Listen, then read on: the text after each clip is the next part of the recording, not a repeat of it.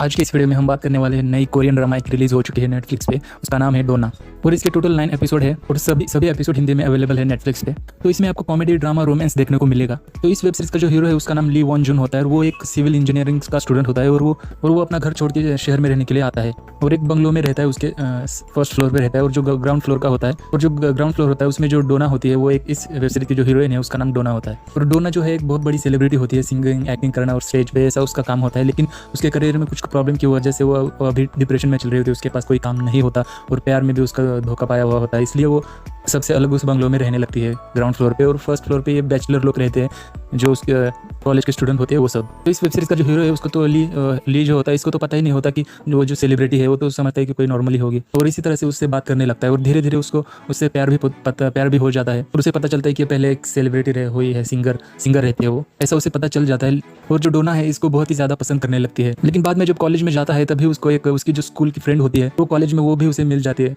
और जो स्कूल में थे तब भी उसको बहुत ही ज्यादा पसंद करता है। और जब वो कॉलेज में भी मिल जाती है तो तब वो बहुत ही ज्यादा खुश हो जाता है। और जब स्कूल में थे तब भी इसने बताया था कि वो उसे प्यार करता है लेकिन उसकी तरफ से कोई जवाब आया ही नहीं होता है। और जो डोना होती है वो भी कॉलेज में जाकर उससे मिलने लगती है और ज्यादातर टाइम उसके साथ रहने की कोशिश करती है। और बाद में जैसे जैसे स्टोरी आगे बढ़ती है इसमें एक और लड़की की उसके लाइफ में एंट्री हो जाती है और उसकी एक बचपन की फ्रेंड होती है। 10-12 साल में जब बचपन में रहते तभी की उसकी एक फ्रेंड होती है, तभी से उसको पसंद करती है, जबरदस्ती उसके पीछे पड़ी होती है। पर जबरदस्ती उससे प्यार करने वाली लड़की वही लड़की बाद में कॉलेज में भी उसको मिल जाती है। पहली बार तो उसको पहचानने से इनकार कर देता है कि मैं तुम्हें जानता नहीं है मैं, लेकिन बाद में वो पहचान जाता है, वो लड़की ही पहचान जाती है और ये इसको भी मानना पड़ता है और वो इसको पहचान जाता है। और बाद में वो लड़की भी इसके ऊपर हक जताने लगती है और जबरदस्ती उसको प्यार करने लगती है। और जो 3 लड़कियां जो है उसको पसंद करने लगती है इस ली को। और जो बचपन की जो फ्रेंड होती है उसकी वो जब उसकी लाइफ में आती है तब बहुत ही ज्यादा ऐसी कॉमेडी सीन आपको देखने को मिलेगा। और बाद में जो डोना है जो सेलिब्रिटी रहती है वो उन दोनों लड़की को, उसके कॉलेज के 2 दोस्तों है, उन दोनों लड़कियों को अपने यहाँ पे रहने के लिए बुलाती है और वो सब अपनी उसकी घर पे ग्राउंड फ्लोर पे रहने के लिए आ जाती है। और उसकी स्कूल की फ्रेंड और बचपन की फ्रेंड